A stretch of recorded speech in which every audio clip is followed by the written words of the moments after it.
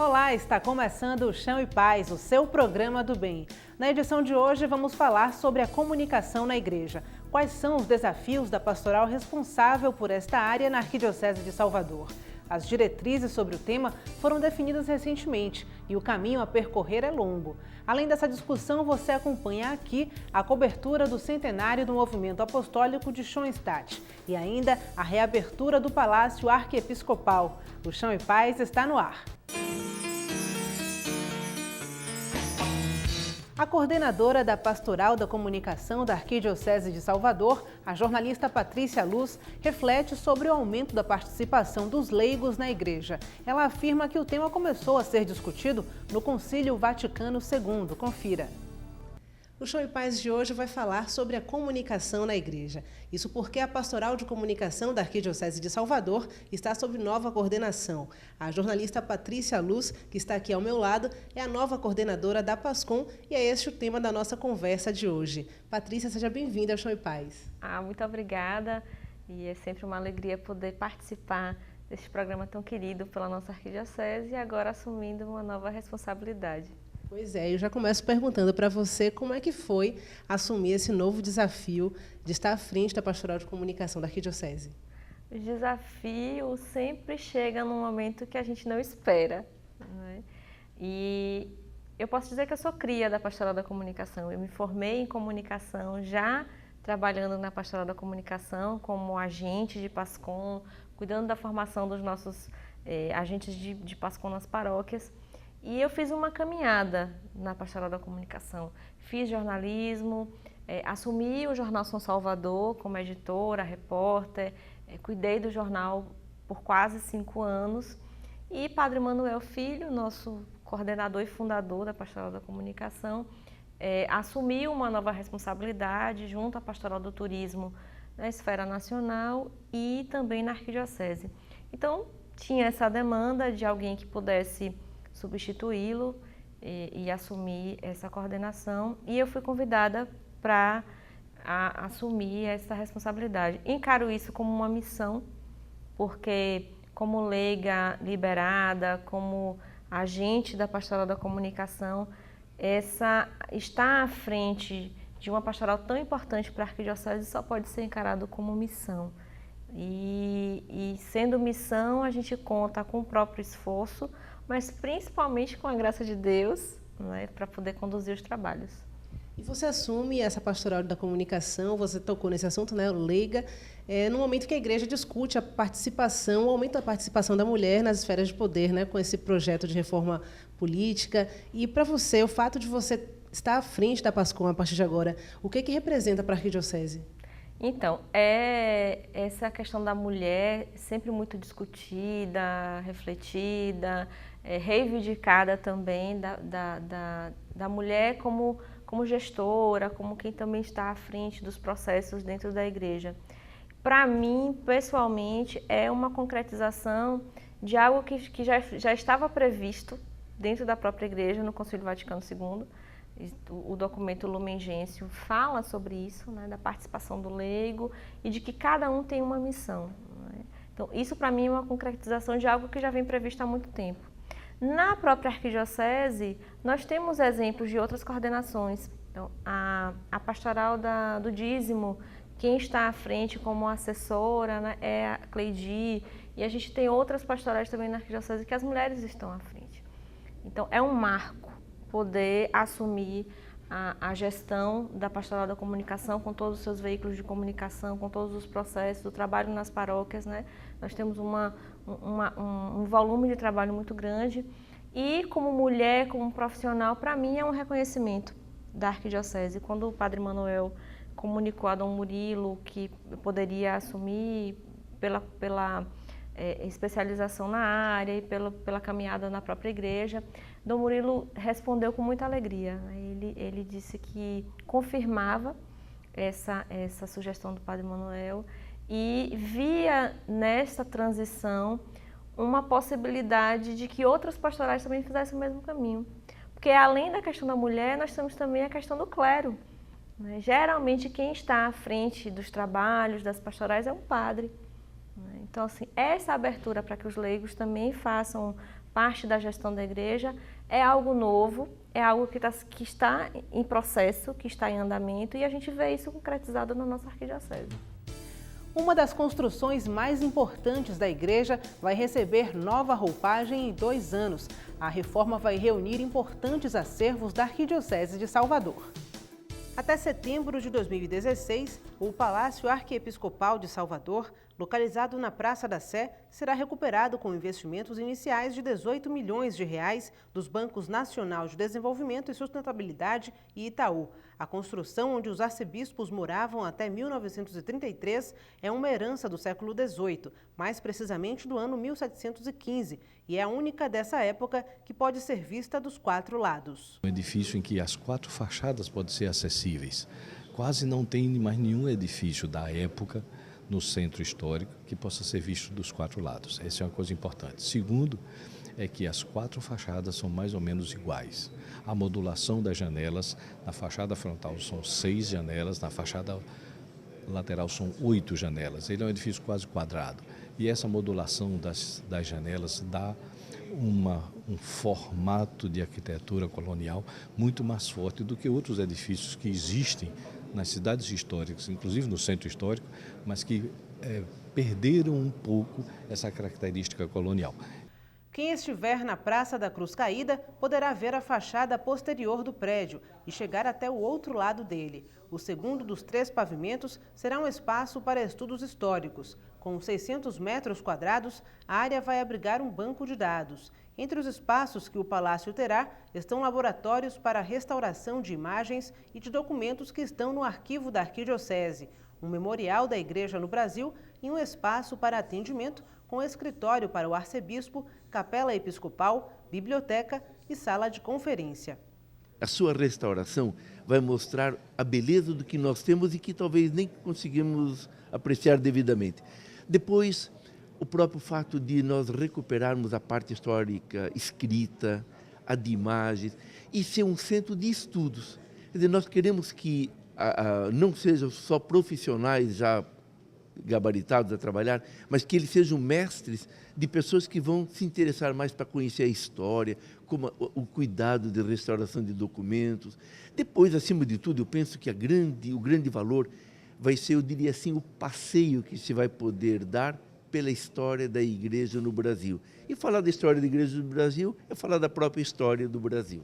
A reforma inclui iluminação externa, reestruturação dos pilares, instalações elétricas, hidráulicas e drenagem, elevador para 8 pessoas, climatização e ambientação dos espaços, além de ligação com a Praça da Sé. Os visitantes do Palácio Arquiepiscopal poderão ver o interior de cada sala, porque os corredores terão a circulação moldada em vidros.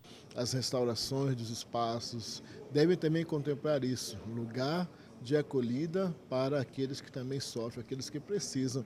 Claro que isso significa também investimentos, e aí nós, enquanto igreja, precisamos estar atentos, buscando pessoas. Então precisamos de colaboradores, precisamos de voluntários, precisamos de homens e mulheres que, em nome da fé, se colocam à disposição também desse cuidado dos mais carentes, porque que não é só cultura e beleza, é também humanidade. E se é humanidade, na humanidade está a dor, o sofrimento, mas também a alegria, a verdade e a paz. Com área total de 1.950 metros quadrados, o Palácio Arquiepiscopal será o primeiro centro histórico da Igreja Católica do Brasil. Afinal, a Bahia, onde nasceu a primeira arquidiocese do país, a de Salvador, em 1551, é onde está o acervo mais completo sobre a Igreja na América Latina. Vamos agora para um rápido intervalo e no próximo bloco você continua acompanhando o bate-papo sobre a comunicação na igreja. O Chão e Paz volta já.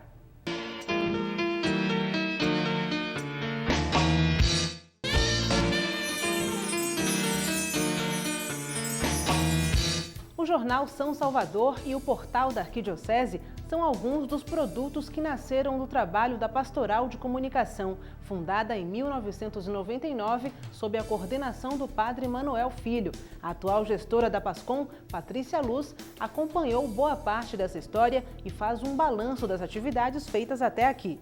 E a Arquidiocese de Salvador, ela tem uma característica de ser pioneira, né, em diversos processos. Um deles é a própria Pastoral de Comunicação, que tem um trabalho reconhecido em todo o país. Que balanço você pode fazer, né, dessa história da PASCOM até aqui? Bom, de fato é uma história longa. A Pastoral da Comunicação vai completar 15 anos como Pastoral da Comunicação. Acho que isso daria até um outro programa, porque a compreensão do que é Pastoral da Comunicação é muito recente. Já existia um trabalho pastoral com a comunicação, isso desde a Rádio Excelsior, que é a rádio católica mais antiga do país, ela tem mais de 70 anos, então a igreja sempre caminhou com os meios de comunicação e com os processos de comunicação. Agora, essa compreensão de pastoral da comunicação ela é muito recente. A caminhada da pastoral da comunicação começou em 99, quando o Padre Manuel foi designado por Dom Geraldo para assumir essa função pastoral. E de lá para cá, nós vimos nascer o Jornal São Salvador, o portal da Arquidiocese, a estruturação do trabalho de assessoria de imprensa, e vários projetos que nós já desenvolvemos, como encontros arquidiocesanos de comunicação, Feira Baiana de Comunicação Solidária, mais recentemente o projeto do Natal, o Presépio, que é de responsabilidade da PASCOM, Prêmio da Música Católica, concurso de... Enfim, nós temos realmente uma experiência muito bacana. A Pastoral da Comunicação na Arquidiocese ela é referência para o Brasil. Nós temos um cuidado, um zelo de sempre unir o profissional. Então, tudo que nós fazemos é utilizando as técnicas de comunicação, aquilo que existe de melhor né, nessa área da comunicação, tanto nos nossos equipamentos, na forma como a gente vê a comunicação, mas sem esquecer a espiritualidade, né, a vivência na igreja, os sacramentos. Então, é uma equipe que tem a vivência, porque nós somos, né, católicos e pertencemos a essa igreja, então nós vivemos essa espiritualidade, mas ao mesmo tempo nós somos profissionais. E reunir essas duas coisas não é muito simples, e a gente consegue fazer isso na Pastoral da Comunicação. Porque seria muito fácil ser um setor de comunicação, né? Tecnicamente seria muito mais fácil de se resolver, mas nós optamos em fazer Pastoral da Comunicação. A PASCOM cuida dos veículos de comunicação da Arquidiocese e também do trabalho pastoral. E a partir de agora, quais são os desafios, né, que você visualiza para os próximos 15, 20 anos de PASCOM? Ai, nossa! Primeiro, eu vejo que, de imediato, é o trabalho com as paróquias. Nós temos uma responsabilidade de colaborar na formação dos agentes, de articular esse trabalho nas paróquias, e isso nós precisamos retomar, reativar, reanimar, porque esse trabalho ele é essencial para o andamento de tudo que a gente faz. Então, nossa razão de existir é o trabalho desenvolvido nas paróquias, porque se as paróquias não estivessem vivas, animadas, desenvolvendo seus trabalhos, não teria sentido a comunicação, né? Nós iríamos comunicar o quê? Né? Na PASCOM a gente não faz nada em nome da gente. Tudo é para divulgar, é para evangelizar, em nome da Arquidiocese e, enfim, os trabalhos das pastorais que existem. Vejo como desafio, aí já pensando no futuro, é que a gente possa entender essa cultura da comunicação e que a gente possa vivê-la de fato.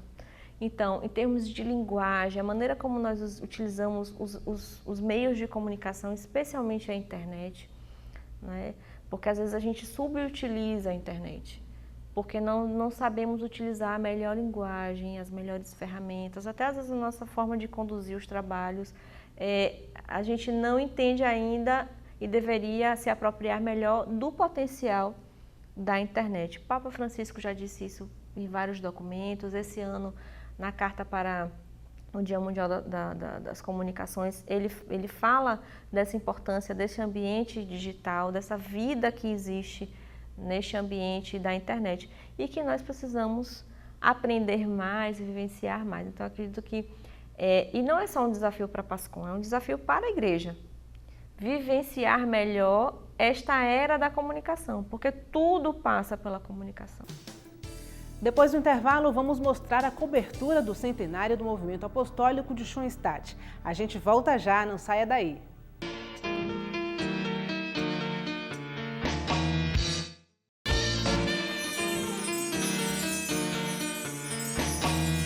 O termo pastoral de comunicação aparece pela primeira vez associado a uma compreensão da comunicação como necessidade pastoral no documento de Aparecida, em 2007. A coordenadora da PASCOM, Patrícia Luz, aponta os desafios para seguir esta e outras diretrizes. Confira.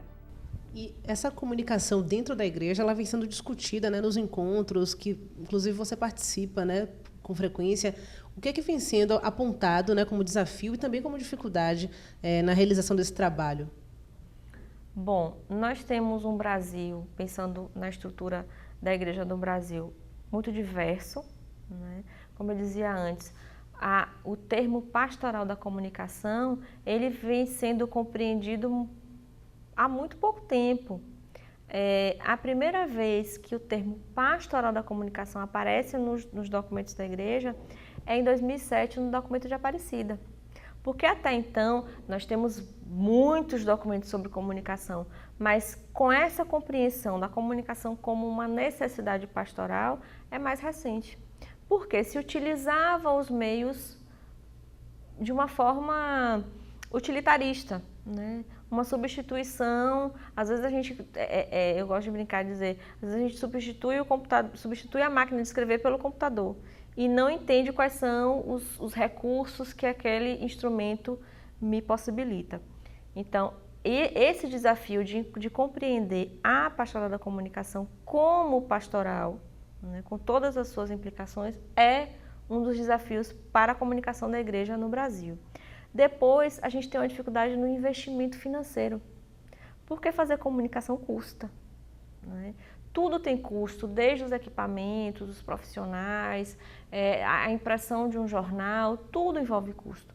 Então, entender que é necessário investir nas pessoas que estão à frente dos meios de comunicação, numa diocese, numa paróquia, numa comunidade, nos equipamentos. Então, essa compreensão também demora a chegar. Então, eu vejo esses dois desafios.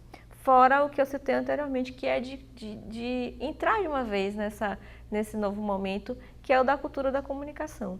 Tá certo, então, Patrícia, muito obrigada aqui pela entrevista para o Chão em Paz, para a gente pensar um pouquinho a comunicação na igreja, né, que tem tantos desafios, como a gente falou ao longo dessa conversa. Eu que agradeço a oportunidade de participar do programa e queria deixar assim como uma mensagem para a gente refletir um pouco sobre a comunicação, de que a comunicação essencial é a do encontro, do olho no olho, do abraço fraterno, do cuidado com o outro. Quando a gente consegue entender a comunicação a partir daí, as outras coisas são consequências. O Santuário de Mãe Rainha, no Estiepe, se encheu de alegria em outubro, com a celebração do centenário do Movimento Apostólico de Schoenstatt. A repórter Rosa Brito esteve lá e conta pra gente como foi esse dia.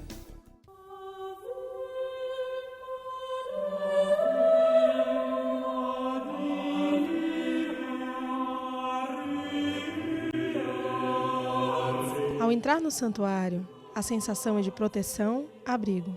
Aqui embaixo, devotos cheios de fé suplicam pela intercessão da Virgem. Lá em cima, Mãe Rainha e vencedora 3 vezes admirável de Schoenstatt continua amparando corações, do mesmo jeito que vem fazendo há 100 anos.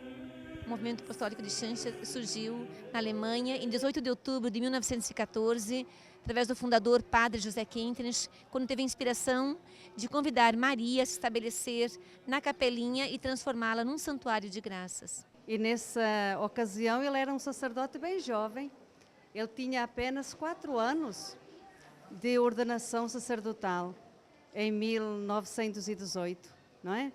Então, primeiro surgiu no coração dele, Deus o chamou a realizar um grande desejo. Porque a primeira réplica do santuário foi dessa forma. Era o tempo da guerra, as irmãs vieram para o Uruguai e sentiam saudades, né, do vínculo, né, da casa-mãe, digamos assim, que era o santuário original. Então resolveram fazer uma réplica. O fundador, quando viu isso, entendeu que era a vontade de Deus. No início existia só um santuário, o santuário original, o santuário na Alemanha, onde teve início este movimento.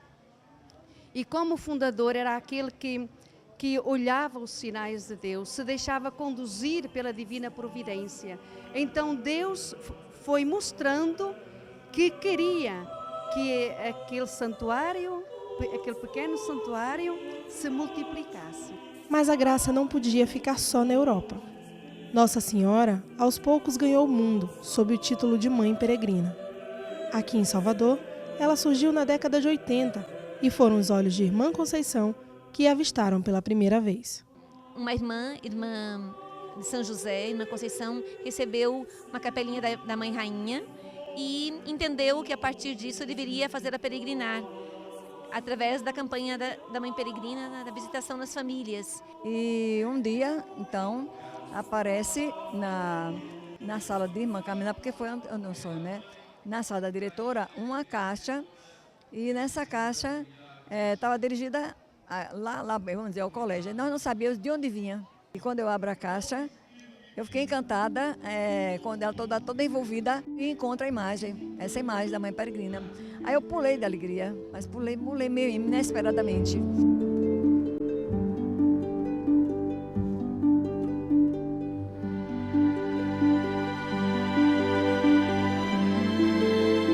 Não existe tamanho para a fé dos devotos de Nossa Senhora de Xonsta. Mensalmente, cerca de 1.500 pessoas visitam o Santuário da Virgem e retornam às suas casas cheios de graça. Aqui é uma extensão da Casa de Nazaré, onde Maria era responsável pela família, particularmente por Jesus, que lhe tinha sido confiado pelo Pai Eterno.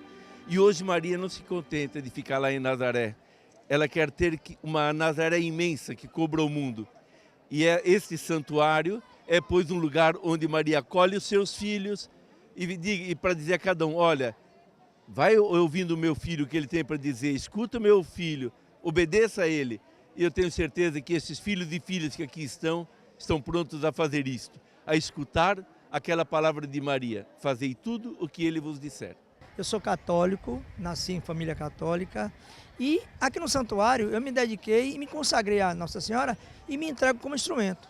São 13 anos ininterruptos, depois que selei a aliança de amor com Maria, que me aposentei e hoje eu faço parte dessa história, para mim é muito importante. Nossa Senhora é uma só, né? Então se Nossa Senhora é uma só, todos nós rezamos em pró da nossa mãe. E a nossa querida Mãe Rainha é que nos acolhe.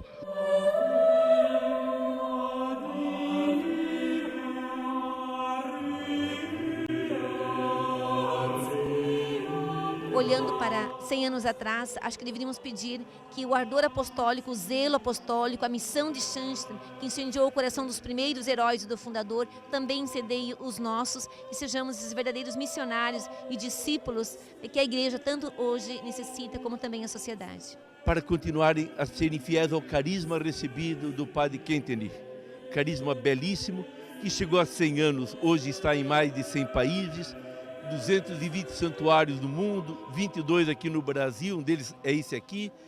É uma graça.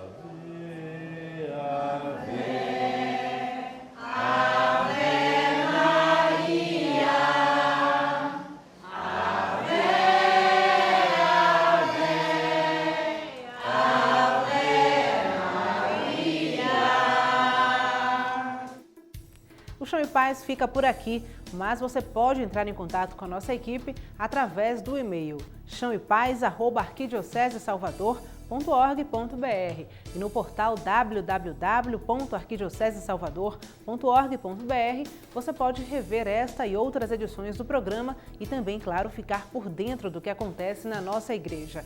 Para você, uma ótima semana. Fique com Deus e até o próximo Chão e Paz.